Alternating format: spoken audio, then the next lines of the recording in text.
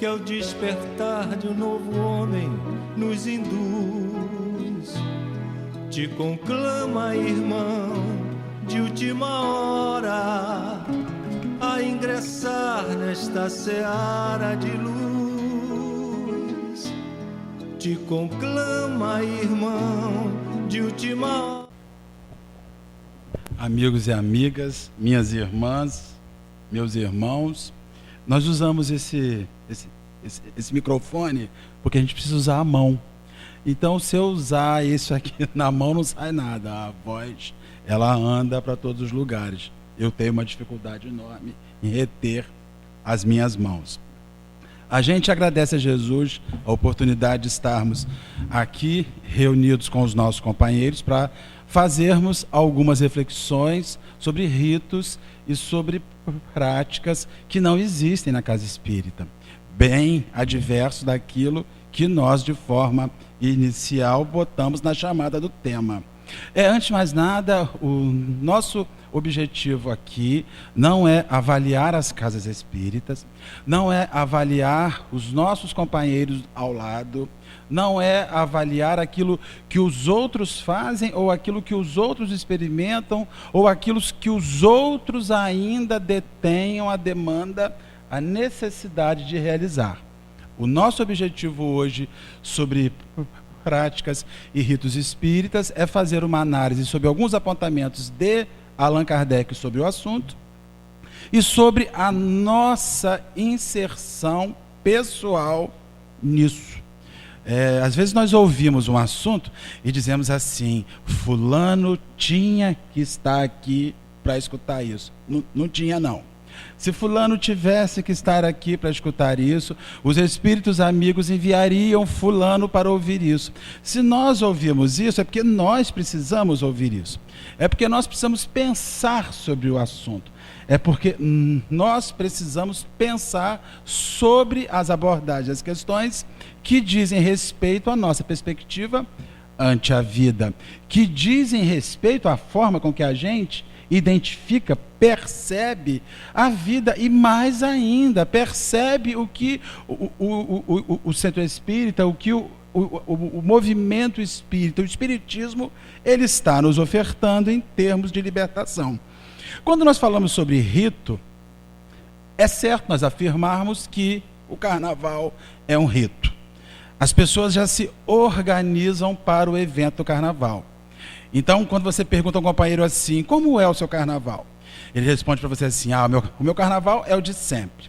São X latinhas de cerveja, são os meus energéticos, a minha vodka, eu saio na escola de samba tal, eu saio no bloco X, eu me visto de homem ou de mulher, ou eu me visto de marciano. Ele já formata um rito, e assim, quando termina um carnaval, nós já estamos organizando o rito carnavalesco que nós iremos experimentar no próximo ano.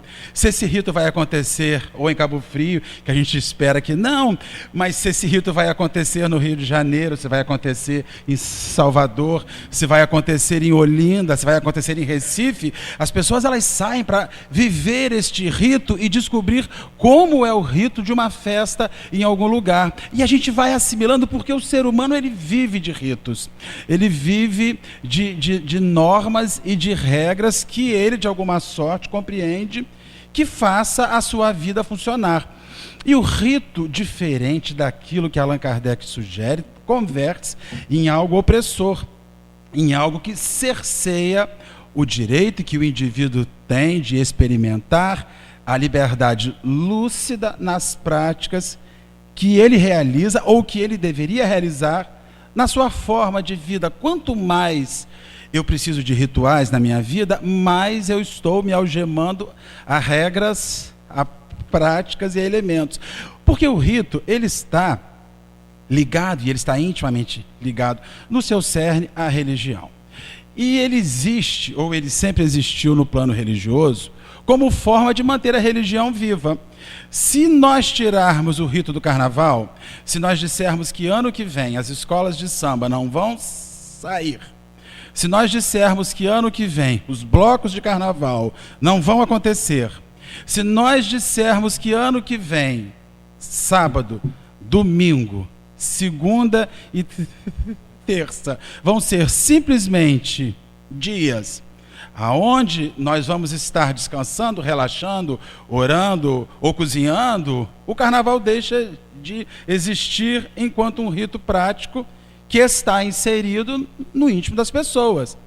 Há aqueles que esperam ansiosamente que ele venha acontecer, como há aqueles outros que esperam ansiosamente a quarta-feira de cinza, quiçá, no nosso caso, a segunda-feira da outra semana, quando a cidade volta a ser nossa, estando livre. Daí a gente vê que as coisas, elas não são porque elas precisam ser. As coisas são porque em algum instante alguém disse que aquilo tinha que ser assim. E por força de rito, a gente aceitou e foi. Aí quando alguém nos fala assim, em Copenhague, na Dinamarca, não há um trio elétrico.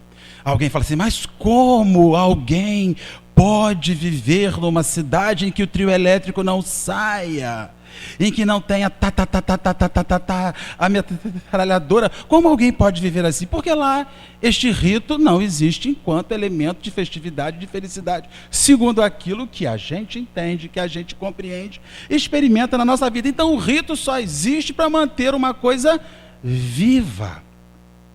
Ele existe para dar forma a alguma coisa que a gente acredita que se aquilo se acabar, se aquela prática ritualística se findar, aquilo vai acabar, não vai mais existir. As coisas perderão a força.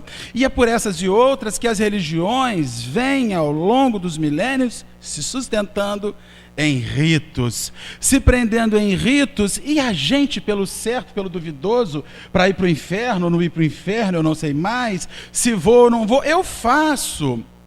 Porque se mal não fizer, se bem não fizer, que mal vai fazer? E assim, nós vamos observando que as religiões se sustentam hoje em práticas ritualísticas. E o que é que nós espíritas temos com isso? Nada e tudo. Nós não temos nada, porque isso refere-se à prática dos nossos irmãos que têm a liberdade de experimentar a sua fé da forma que desejarem. Então, nós não temos nada que ver com isso. Mas nós temos muito que ver com isso quando os companheiros que fazem a viagem para a casa espírita começam a querer implementar no centro espírita, que em sua origem é livre de ritos, ritos que não existem aqui. Práticas que não existem aqui. Allan Kardec, ao dar forma ao espiritismo, ele nos diz que o espiritismo é uma perspectiva científica, filosófica, de fim religioso. É uma ciência que observa os fenômenos, que observa a relação do mundo visível com o mundo invisível, que tem, sob uma visão filosófica, o que aquilo representará na vida das pessoas que estão observando aquilo. E com fim religioso, único e exclusivo às transformações que aquilo faz na nossa vida. Então, o espiritismo, ele guarda nas suas relações com o plano físico as questões de ciência de observação, de filosofia de reflexão. A gente observa o fenômeno, percebe o fenômeno, percebe aquelas relações que o fenômeno realiza, faz acontecer, e aí nós começamos a indagar o porquê que aquilo está acontecendo. Qual é o sentido filosófico de nós experimentarmos as relações que estão acontecendo ao nosso redor? E no fim a gente chega a uma conclusão que o único objetivo deste aspecto científico e filosófico é uma verdade religiosa de nos fazer indivíduos melhores, exclusivamente melhores. No seu campo religioso, não há nada na casa espírita além do chamamento que ele nos faz, que o espiritismo nos faz, de sermos pessoas melhores nas observações científicas e nas questões filosóficas. E aí que a coisa começa a ficar difícil na nossa vida. Porque nós levamos uma vida antes de 1857, por milênios, seja em uma religião ou em múltiplas outras religiões, vivendo o rito. Vamos oferecer uma virgem ao vulcão para que ele se acomode e aí então ele possa não fazer com que venha as lavas e queimem. Vamos oferecer alguém, vamos oferecer uma senhora campista ao mundo para que a cana-de-açúcar volte. A religião, ela nos formou assim. E nós passamos uma vida sendo habituados à questão ritualística. Eu me lembro que quando vim para a Casa Espírita, quando eu cheguei no Centro Espírita, vindo oriundo de outra religião, da católica, eu levei mais ou menos 1 ano e 8 meses passando em frente à Igreja Católica e fazendo o sinal da cruz. Porque era uma prática ritualística. Um dia eu comecei a refletir o que havia aquilo em mim, o quanto aquilo estava inserido em mim. Aí eu comecei a fingir que não estava fazendo, botando aquela mão na frente, que muito espírita faz nas práticas ritualísticas, né? Porque aqui eu acredito que companheiro nenhum no fim do ano leve uma rosinha branca ou uma palma de Santa Rita para Iemanjá. Eu acredito que ninguém faça, mas esta prática, este rito tão bonito, tão arraigado ainda na nossa alma de alguém que precisa fazer algo, que precisa cumprir algo, porque na verdade o rito ele está ligado a uma coisa muito básica, Regina, a nossa relação com Deus, com o divino. Se eu faço, ele gosta. Se eu faço, eu acalmo a divindade. E hoje, se nós cumprirmos os nossos ritos do século XXI, que a gente busca muitas vezes experimentar para acalmar a Deus, muita gente oferece uma bolsa de compra à Casa Espírita como um rito. Eu dou a bolsa de compra, Deus fica feliz e me bota R$5.000 de salário por mês. Agora, que coisa louca, você dá uma bolsa de 60 e Deus te dá 5.000 de salário. É uma coisa meio esquisita. E aí a pessoa, ela começa a achar que a vida dela começou a ficar ruim no dia em que ela não cumpriu mais os seus ritos institucionais. Ouvimos até alguns companheiros dizerem assim para fulano, você subiu da Casa Espírita, eu preciso voltar. Desde o dia que eu saí do Centro Espírita, minha vida começou a só afundar. Olha, a sua vida não afundou porque você saiu do Centro Espírita. A sua vida afundou porque você, vindo ou não vindo no Centro Espírita, você não botou em você a boia salvacionista de boas atitudes. Você não colocou na sua vida a prática religiosa observada das relações com o mundo invisível e do que aquilo que o mundo invisível sugere a gente. A gente não fica infeliz, a nossa vida não é ruim porque nós deixamos de vir à Casa Espírita. A nossa vida não fica ruim porque nós não estamos mais na reunião mediúnica.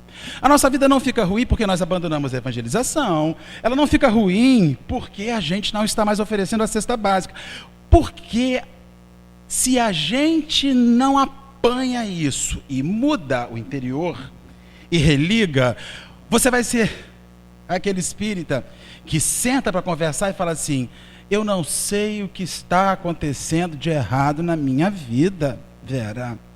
Eu venho na segunda na educação mediúnica, eu venho na terça-feira no tratamento espiritual, eu venho na quarta-feira, passe, assisto a palestra, como na cantina, salgado, fluidificado, que não engorda e energiza para a vida. Eu venho no grupo do sistematizado, ainda faço overdose, pego 6h15, emendo até 21h30. Isso nas sextas-feiras eu não venho, mas boto meu nomezinho no livro de prece para que possam me tirar as coisas ruins de cima. Boto os meus filhos na evangelização e ainda assim a minha vida está ruim. É porque você não observa na sua ação. científica e filosófica das reações e das relações que o mundo visível faz ao seu redor, a mudança imprescindível que há na nossa vida. E assim, Allan Kardec, num livro chamado Viagem Espírita, em 1862, posso tomar uma aguinha aqui? Ó, esse negocinho de plástico aqui, para mim, é totalmente ubandista. Eu acho esse negócio aqui, mas eu sempre falei. Mas ela diz que todo lugar tem. Mas eu acho bacana, eu acho bonito. Mas deixa ficar ali. Então, Allan Kardec, num livro chamado Viagem Espírita, em 1862. O que é o Viagem Espírita em 1862? É um livro muito simples. O Espiritismo já tinha 5 anos, já estava se consolidando na França, já tinham várias cidades com vários núcleos espíritas, sociedades espíritas, e Allan Kardec então sai em viagem para visitar mais de 20 cidades e saber como estavam acontecendo as sessões ali. Allan Kardec participa de quase 60 sessões nessas viagens para ver como estavam as instituições. E ali tem uma das perguntas que é feita a ele sobre deixa eu achar aqui, sobre o uso de práticas exteriores dos cultos realizados naquela época, nas sessões realizadas naquela época. Gente, o ser humano ele é muito ruim desde sempre. Porque o Espiritismo tinha 5 anos, estava iniciando e o pessoal já estava querendo fazer uma enxertia na França, no berço, aonde o codificador ele estava encarnado, ele estava vivo, ali atuante, e as pessoas já estavam em busca de fazer algumas enxertias nas práticas espíritas. E aí então ele vai e manda uma resposta sobre essa indagação da utilização de práticas extras nos cultos, nas sessões espíritas. Ele diz o seguinte: olha, a oração inicial é algo que ele diz que não só ele, mas como os espíritos amigos sugerem como um mecanismo de introspecção e de silêncio para que possa começar a ocorrer os fenômenos para o que ocorriam as sessões. Fora isso, nada mais é devido. Prática alguma mais é devida. Aí ele vai falar uma coisa que eu fico doido com esse homem, porque ele faz umas considerações tão liberais, mas ao mesmo tempo tão que limitam. Ele diz o seguinte: o Espiritismo não pode estar aberto, está em Viagem Espírita em 1862, não pode estar aberto a práticas e sistemas de religião A, B ou C, para que ele não dificulte a chegada dos outros que são antagonistas a estas.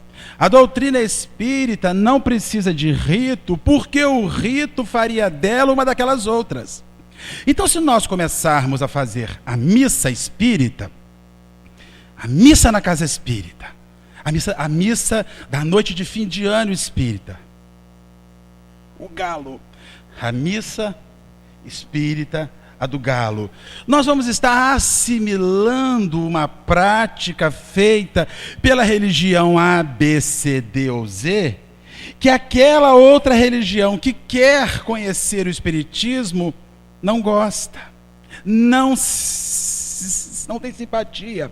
Então Allan Kardec diz o seguinte, que a doutrina espírita, naquele período que se formava, ela se formava completamente neutra, que nas suas lides, nas suas sessões, estavam os católicos, estavam os protestantes, estavam os africanistas, se houvessem, estavam os agnósticos, estavam os não religiosos, estavam aqueles simplesmente que estavam ali.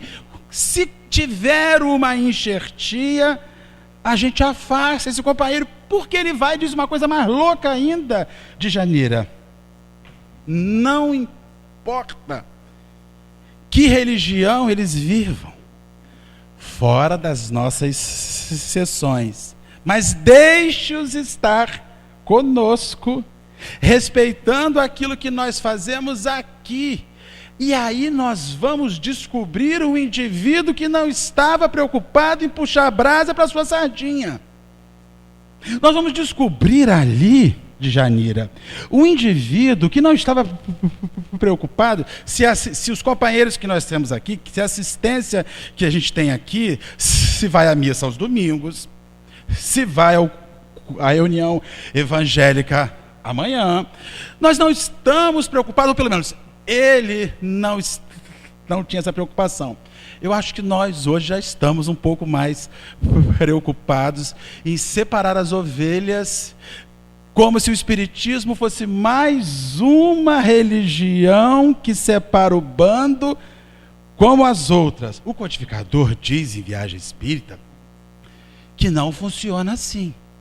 E que se nós criarmos isso, criaríamos uma antipatia e mais ainda, correríamos o grande risco de transformarmos o Espiritismo em uma seita, aonde ele receberia a enxertia e a presença de elementos que não dizem respeito à sua verve científica, que observa os fatos, à sua verve filosófica, pensa sobre os fatos, e o seu aspecto religioso que pega o fruto dessa reflexão e muda o homem. Se os ritos não mudaram os homens nos locais aonde eles estavam inseridos, por que nós receberíamos estes ritos aqui dentro? Por que nós experimentaríamos este rito aqui dentro? Porque mais ainda nós cercearíamos o direito. Veja bem, se uma pessoa é evangélica e vem à casa espírita, não sou eu que vou dizer a ela que ela precisa fazer uma escolha. Segundo Allan Kardec, no dia que o espiritismo fizer sentido na sua cabeça, normalmente a escolha vai ser feita. Não pela religião espírita, mas pelo elemento de libertação espírita que existe, independente disso que está aqui, da parede que nos sustenta. Nós nos reunimos sob ela com o único objetivo de nos ligarmos uns aos outros e tentarmos fazer a caminhada mais leve, mas é perfeitamente normal e possível que alguém que guarde em si a força e a disciplina individual e o desejo sincero de ascender, fazer isso no regaço do seu lar. Vivendo isso lá, nós tivemos excelentes médios que assim o fizeram. Então, Allan Kardec nos dá um sinal singelo, que seja um lugar onde as pessoas estão de maneira simples, aonde elas chegam com as suas práticas de rito, mas que ficaram lá fora. E elas não encontrarão qualquer tipo de rito aqui, para que não se entrechoque as questões religiosas, porque o rito rouba o sentido da razão. O rito é um elemento que você faz, e no final, você, se for perguntar ao cara assim, por que você fez isso? Aí o cara fala assim, mas não sei. Por que você levanta a sua mão sobre alguém e distribui energias? Por onde vão essas energias? A ciência espírita assinala o movimento que você faz e assinala os pontos de absorção e assinala que aquilo que você está realizando existe um sentido científico para aquela prática, que faz transformações, que invoca transformações nas almas, nos físicos daqueles indivíduos, e que essas transformações fazem o sujeito ficar bom, ficar melhor, reformular ideias na sua vida. Mas este rito não é libertador. Nós temos companheiros que adentram as salas que vêm às casas espíritas, dizem assim, eu preciso tanto hoje receber um passe. É quase naquele tempo que nós procurávamos um confessionário. Eu preciso tanto hoje buscar um confessionário, porque ali eu vou conseguir me ver aliviado, vou conseguir me ver leve. Então a gente entra, recebe os influxos energéticos, equilibra o psiquismo, equilibra o organismo físico e volta a cometer os mesmos delitos e os mesmos equívocos que deixaram-nos em situação difícil para nos colocar aqui dentro de volta. Então eu vou ao Centro Espírita, nas quartas-feiras, fazer o rito. O rito da prece, o rito da palestra, o rito do passe e da água magnetizada. Eu vou fazer todo o rito da cantina, o rito de acertar minha mensalidade, e ali eu saio, e se isso não transforma a minha vida, nada mais é que uma prática ritualística que nós fazíamos em outras épocas. E que nós exercíamos em outras épocas, porque nós não temos que avaliar como a coisa funciona.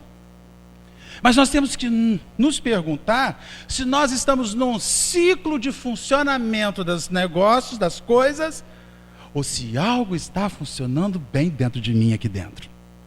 Se eu saio daqui com um franco mecanismo de renovação. Então são aqueles indivíduos que entram na casa espírita e saem bem. Quando andam 20 metros, 50 metros, caem de novo e pedem socorro de novo. E a gente ajuda de novo, e eles caem de novo e pedem socorro de novo. E a casa espírita é fraca? Não.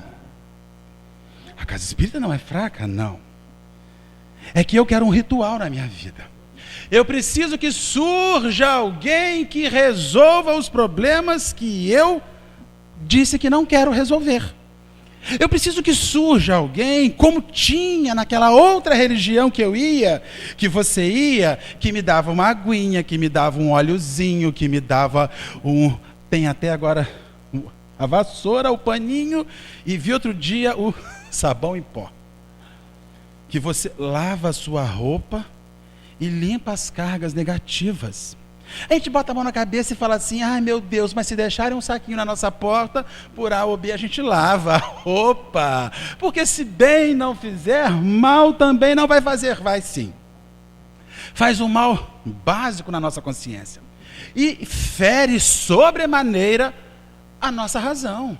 Fere de forma direta tudo aquilo que Allan Kardec insiste em nos reafirmar. Nós estamos numa casa espírita para observar, aprender e nos transformar. Nós não estamos numa casa espírita para que alguém cumpra na nossa vida aquilo que nós não conseguimos realizar. Assim sendo, a casa espírita, o espiritismo, não se serve de práticas nenhuma. Não batiza, não casa. É uma frustração, né? Salão lindo desse, uma noiva de branco. Já pensou, Flávio? Uma noiva de branco entrando nesse salão e a gente fazendo de Janira, celebrando um casamento.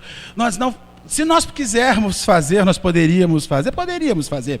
Mas o Centro Espírita, ele não abraça rito algum. Mas aí o companheiro espírita, ele teve um filhinho.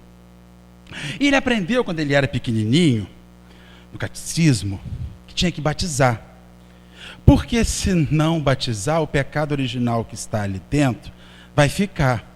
E se aquela criança morrer sem batizar, ela não vai para o inferno não, porque ela não pode escolher, mas vai para um lugarzinho intermediário, vai para o purgatório.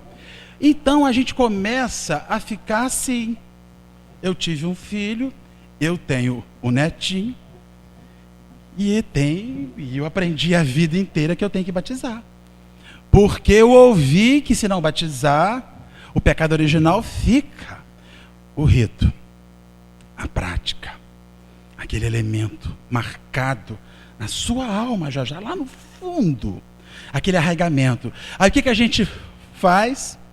A gente liga para a tia da gente que mora a 450 quilômetros da cidade, conversa com o padre, liga para Campos, fala assim: eu estou aqui em Cabo Frio, eu tenho família aí. Aí a gente vai, pega a criança e viaja para fora da cidade para batizar. Lá em Campos, aí faz um almocinho para a família, não bota foto no Facebook para os companheiros do espírita não curtir e ficar Ô gente, se você está aqui dentro e sente vontade de fazer isso, faça. Isso só serve para reafirmar o quanto você precisa conhecer mais a doutrina espírita. E o quanto a doutrina espírita ainda não está. Então as pessoas se violentam pelo processo do rito. Eu vou fazer. Eu ainda não ouvi o suficiente, eu ainda não entendi o suficiente. Você só não vai fazer dentro do centro espírita. Você vai procurar um lugar de direito. E quando você chegar lá, você vai refletir assim: gente, eu estou me servindo de uma religião aonde eu cumpro um rito num lugar que eu não pretendo seguir. Então veja bem, eu não estou sendo honesto com o que eu aprendo na casa espírita e muito menos honesto com a casa que se abre para me receber para um rito de onde eu não vou seguir, de onde eu não vou me acompanhar. Uma das coisas mais difíceis e complexas hoje na casa espírita é você dar um não a uma oração de casamento, dos quais eu já fiz vários. Mas depois de uma determinada época que eu comecei a refletir, eu falei: não faço, mas eu não sou um padre, eu não sou um sacerdote. A doutrina espírita, ela não sacramenta situações. Não serei eu que vou enxertar e vou compartilhar com uma enxertia. Veja bem, quem quiser fazer, é um processo pessoal seu que diz respeito a um rito arraigado na sua alma, porque você ouviu quando era pequenininha que ia subir num altar de branco e que teriam muitas festinhas, muito bem. Faz o bem casado, faz o bolo e se une na oração íntima com seu companheiro. Aquele processo. Uma ocasião eu recebi no meu Facebook. Facebook é um negócio muito doido e eu tenho um cuidado enorme com o Facebook. Simplesmente porque tudo que se escreve ali é documento. Uma vez a pessoa mandou uma mensagem assim: oi Marcelo. Eu falei: ô fulano, tudo bem, tudo bem. Eu tenho um irmão que vai se casar, vai ser num sítio, numa cidade tal. Eu queria saber quanto você cobra para fazer o casamento. Olha, tem um quartinho separado lindo na beira do rio aqui, eles te pegam e te levam. Aí eu levei 45 minutos escrevendo ali, a gente tenta argumentar, porque existe o rito. Mas Marcelo, que mal faz? Faz um mal pequenino. Eu sustento dentro de mim algemas e aprisionamentos de uma mente que precisa estar liberta. Aí você se une, se casa. Não tem festa, não tem oração, as pessoas vão ao fórum, assinam um documento, casam-se, faz aquele almoço, os bem casados, convidam as pessoas e não houve rito algum. Quando passa um mês e meio, o casamento começa a fazer água. Aí tem uma voz que levanta e diz assim: isso aí é Deus que não está aprovando o que vocês fizeram. Vocês uniram-se perante os homens, mas não se uniram perante Deus. Aí a gente vai falar assim: meu Jesus, então vamos levar nossas alianças lá para o trabalhador de Jesus? Vamos levantar aquele evangelho segundo o Espiritismo, botar o par de aliança embaixo e deixar 1 hora de reunião pública, aquelas alianças embaixo, para ver se os espíritos resolvem. Estou falando porque eu já vi essa cena. Não aqui, já vi em outra casa. O companheiro chegou com um par de aliança, e enquanto nós não botamos aquela aliança embaixo do livro dos espíritos, que era o que tinha na época, ele não aceitou. Ele precisava de uma bênção do papel da Federação Espírita Brasileira. Porque isso é um mecanismo que está... E aí a gente recebemos um filho e não o batizamos, que não vamos fazer isso.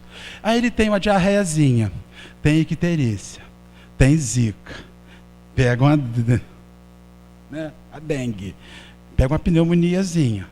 Aí alguém vai falar assim: isso aí é falta de batismo. Isso daí você tem que batizar essa criança. Porque se isso daí é uma vida, e aí a gente vai no desespero de ver aquilo acontecendo, então faça antes. Mas faça consciente, faça lúcido, que você ainda está arraigado e vinculado aos planos de rito daquilo que você abraçou numa determinada época. O Espiritismo não oferece práticas ritualistas. Nós não temos roupinha. Estou usando essa roupa branca, essa calça branca, porque é a mais larga que eu tenho, 52. Me deixa confortabilíssimo. Não há qualquer outro tipo de prática além disso. Nós estamos aqui fazendo um movimento reflexivo em que, se nós voltarmos a inserir, a fazer enxertias de regras e de práticas que, ao invés de permitir que a doutrina avance, engessam a doutrina espírita e convertem ela em mais uma religião, e é essa a questão. Allan Kardec não quer e não busca que a doutrina espírita seja mais uma religião, seja mais um elemento religioso aonde eu vou. Isso aqui é um fórum de debate e discussão. É uma sala onde a gente senta e fala e reflete e ouve o mundo morto, ouve o mundo invisível, falando ao mundo visível sobre as questões que nós precisamos de transformação e reformulação na nossa vida. Centro Espírita não é uma alavanca que nos tira sem que a gente faça força nela, nesta alavanca. O Centro Espírita não tem este formato, esta perspectiva de alguém, de um sacerdote, que vai te oferecer libertação, salvacionismo. O nosso sumo sacerdote está de férias, passeando, sem camisa na piscina em Minas Gerais, porque o seu ofício, suas práticas estão realizadas, e os outros oficiais menores estão aqui e a casa funciona. E se ele desencarnar, a casa funciona. E se você desencarnar, e se você desencarnar, e se eu desencarnar, a casa continua funcionando, porque a doutrina espírita é maior do que um homem. Na medida em que nós oferecemos a homens o direito, damos a médiuns, seguimos regras. O médium X falou isso, ele falou isso, então a gente aceita. Não aceita. Se eu aceito sem pensar, sem refletir, sem indagar, sem perguntar o porquê, eu incorro numa prática ritualística, onde eu vivia em épocas que o meu sacerdote me dava as orientações e eu as seguia. Doutrina espírita diz que o sacerdote que existe somos nós, sendo sacerdotes de nós próprios. Nós cuidamos da nossa vida diante das informações que o Espiritismo nos oferece. Então, quando Allan Kardec diz assim: não insira as coisas estranhas. Se vocês inserirem as coisas estranhas, vocês vão estar botando estas religiões que não fizeram, que não deram certo na sua vida, aqui dentro. E o que vai acontecer? Em 10 anos, em 15 anos, a simplicidade do Espiritismo se desfaz e aquelas práticas outras estão vivas aqui dentro. Como nós estamos percebendo em instituições espíritas hoje com práticas estranhas, com elementos estranhos. É um direito? É um direito. Mas aquilo, em síntese, foge à proposta kardeciana, que nos diz que o que nós devemos, o que nós temos necessidade e precisamos é uma oração silenciosa para nos ligarmos com o mundo invisível. E o resto é ouvir o que esses irmãos vão nos falar. É óbvio que aonde há uma agremiação com muitos companheiros, é preciso que se faça a ordem. É preciso que se faça a harmonização entre as pessoas, e obviamente vai se insurgir um companheiro ou outro que vai ajudar por disciplina ou por investidura, que os espíritos façam, o que a sua própria índole faça, de fazer uma organização. Mas na medida em que a gente tiver a necessidade de experimentar um conjunto de práticas, de ritos, nós só começaremos a fazer essa atividade quando nós tivermos a permissão de quem? Por quê? Que permissão é? Vem da onde? Quem acima de mim, quem acima da minha própria existência, num plano institucional, é uma questão que nós precisamos observar as regras para que não haja invasão. Mas no plano íntimo, você avança segundo aquilo que você identifica que já caminhou. Ninguém precisa te regular, te afirmar e te dar regras. Se nós fizermos isso, a doutrina espírita, ela vive o grande risco de recrudescer. Adoro essa palavra, está no Livro dos Espíritos. Voltar, dar uma marcha ré, permitirmos que elementos estranhos à sua simplicidade enxertem nela sob a beleza dos ritos de outras épocas. Aí a pessoa vai dizer assim, mas aí, então, eu tenho lá no meu lar uma árvorezinha de Natal, com as lâmpadazinhas. Eu não posso levar para o centro espírita? Não deve. Por que que não? Mas é Natal, é Jesus. Nem todas as pessoas que estão ali dentro identificam a festividade da maneira que você vê. Na medida que você insere a sua perspectiva de festividade, você diz ao outro que a dele tem que ser silenciada. É por essas e outras que o centro espírita vai se permanecendo neutro a esses elementos de fora, mas vai se permanecendo ativo nas transformações do elemento de dentro, das transformações de dentro. Nós não seremos mais felizes porque vamos encher a casinha da gente de lâmpada. Isso te faz feliz. Mas tem um monte de gente que olha para aquela perspectiva e acha totalmente irrelevante. Faça na sua casa, faça no seu lar, monte o seu presépio, bote a sua árvore, coloque o Papai Noel. Você é livre para isso e tem o direito de fazer isso. Aqui não. Aí o companheiro vai e fala assim, mas eu queria botar um negocinho no centro. Meu irmão, nós não vamos fazer isso aqui. Vocês são muito radicais. Vocês são muito retrógrados. Meu irmão, vá ler Allan Kardec. Informe-se com o codificador que nós somos uma reunião de pessoas que têm uma preocupação em observar os fenômenos da vida, em entender por que esses fenômenos da vida ocorrem e qual o sentido que eles têm na transformação da nossa vida. E você me fala, está aborrecido porque não pode colocar uma árvorezinha de Natal com umas lâmpadazinhas e um presépio, e o pior, tirar no dia 6 de janeiro, no dia de Reis. Ai, pelo amor de Deus, aí manda fechar a casa espírita. Vamos tirar no dia de Reis. Que Reis? Que Reis? Nós não temos essas práticas, estes elementos. Isso são enxertias dos companheiros. Precisamos nos voltar para a sobrevivência lógica e pura da doutrina espírita.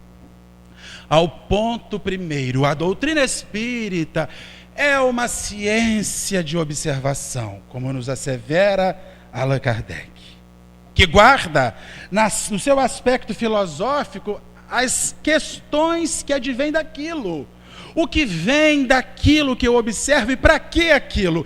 E quando eu descubro para que aquilo serve, aí eu encontro o sentido religioso, eu me torno um homem melhor, independente de água, de óleo, de bênçãos, de ritos, de palavras mágicas, de elementos. Quando nós terminamos a reunião e falamos assim, o indivíduo, ele faz oração, da prece. Pelo amor de Deus, hein? É só porque é habitual. Aí, Jesus, que assim seja. Assistência, que assim seja. Porque é um propósito de rito. Fizemos isso uma vida, nas práticas. Isso está errado? Errado não, até porque não cria interferência, mas nós deveríamos observar o quanto estes elementos que nós trazemos estão sendo pequenas pedras que nós vamos deixando no nosso caminho, que a gente não possa enxergar, para que a gente não possa enxergar a grandiosidade e, somada à grandiosidade, a simplicidade do que o Espiritismo nos tem a oferecer, do que a casa espírita existe para nos oferecer. Romper isso não é fácil. Como é que a gente rompe o rito? Primeiro, a gente tem que identificar que ele existe na gente. Se eu não identifico ele em mim, nunca vou romper, porque é natural. Ele vai estar sempre embutido em mim, né? Ele já está.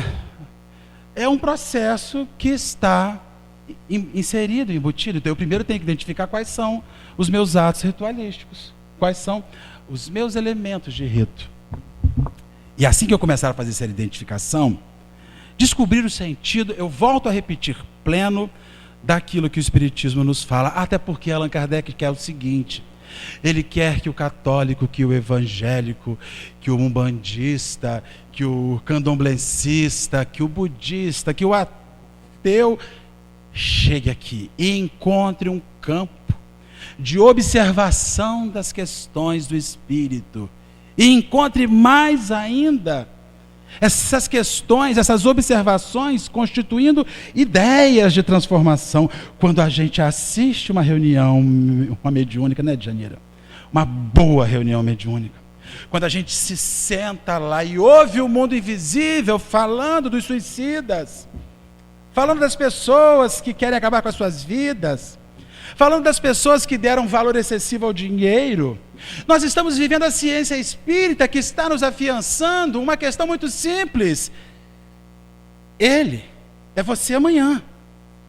Se você não transformar-se, o choro que você vai ter é exatamente semelhante a ele. Então, quando a reunião finaliza, muito mais do que a sensação de ter cumprido o nosso ofício de médium, que eu digo aos companheiros, é o ofício mais maravilhoso que eu experimento na minha vida, é o ofício do médium. É ser veículo do mundo invisível, porque o mundo invisível me dá questões, quando eu os estou recebendo, ele está falando da minha própria vida. Ele está dizendo que o sofrimento que ele experimenta, eu estou experimentando, construindo para a minha vida. Então eu tenho que sair dali com a sensação que eu fiz um serviço a eles, mas que eles, do seu sofrimento, fizeram um serviço enorme a mim. Fizeram eu repensar a minha própria existência. Porque se eu sair da sessão mediúnica sem entender, eu participei de um rito mediúnico, onde a gente senta, bota a musiquinha, desliga a luz, sente um arrepio, dá uma sacudida, muda um pouquinho a voz, psicofoniza, psicografa de forma real. Não é animismo nem mistificação, de forma real. Mas quando termina, parece que o sofrimento era do outro. Aí quando eu termino, eu tenho que falar, mas espera aí, eu sou assim. Eu tenho usura, eu tenho sexo em desequilíbrio, eu tenho a calúnia na minha voz, eu tenho a agressão no meu jeito de ser. Recebi hoje alguém que é igual a mim, só que sem fantasia. Eu estou de fantasia, fantasia da matéria, da constituição física. Eu recebi alguém sem fantasia. E então, determinada hora, eu vou chegar sem fantasia. E é aquela pergunta que nós já fizemos uma vez, né, Flávio? Que espírito serei eu quando tiver que me comunicar? Quem serei eu? Se eu me prender no rito, é só. Então, quando a gente fala assim, a casa espírita, ela faz ritos? Acredito que não. A nossa, principalmente. Mas nós podemos dar a estas reuniões a vertente ritualística. Cumpri a minha função, lavei as mãos, vou embora e volto semana que vem. E o que aquilo fez em você? Na sua vertente religiosa. Nós viemos hoje aqui falar aos nossos companheiros dos nossos ritos. Estamos acabando. agradecidos imensamente a Jesus e aos nossos amigos invisíveis que nos oferecem o ensejo de termos esse espaço de discussão, para que a gente possa entender que quando a gente chega aqui dentro e apanha estas obras, nós assumimos um compromisso pessoal consigo próprio de transformação e reformulação, e que seu outro companheiro nada mais é do que um suporte, que numa hora ou noutra vai se apresentar e vai te fazer um alerta, te chamando à verdadeira realidade, não da vida, mas a verdadeira realidade da morte que nos espera daqui a alguns anos ou alguns minutos, nos chamando de volta, e quando nós chegarmos lá, né? Vão nos perguntar: então, o que você fez? Ah, meu filho, eu tomei baldes de água fluidificada. Eu tomei uma overdose de passes magnéticos. Eu li a codificação inteira. E não li uma vez só não, li várias. Li a série André Luiz, li a série Emanuel, e vi todos os vídeos, assisti todas as palestras, menos a do Marcelo, porque era muito chato. Mas eu assisti tudo, eu vi tudo. E então, o que isso fez na sua vida? Ué, eu cumpri o que era para ser feito. Não, o que era para ser feito é apanhar isso e transformar o seu interior. O resto fica. O resto é só o resto. Então que a doutrina espírita desmonte os nossos altares. E que se nós tivermos que levantar algum altar, que seja dentro da gente.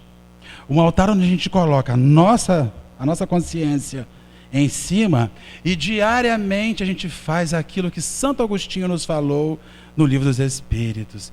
Eu vou dormir e vou perguntar: como foi o meu dia? A quantas pessoas eu fiz bem? A quantas pessoas eu fiz mal? Com quem vou precisar me refazer amanhã? Me ajustar e seguir a vida? Porque a vida, ela é só isso. O resto é enfeite e adereço. E se nós colocarmos muito adereço na nossa vida, a caminhada vai ficando cada vez mais difícil. Porque nós enchemos a gente de coisas desnecessárias. Quando, a bem da verdade, o negócio é ser bom, fazer o bem, observar, compreender e aplicar. Tão simples, mas tão difícil. Que Jesus, nosso Senhor, nos abençoe, que os amigos invisíveis nos auxiliem a refletir sobre o tema. Graças a Deus.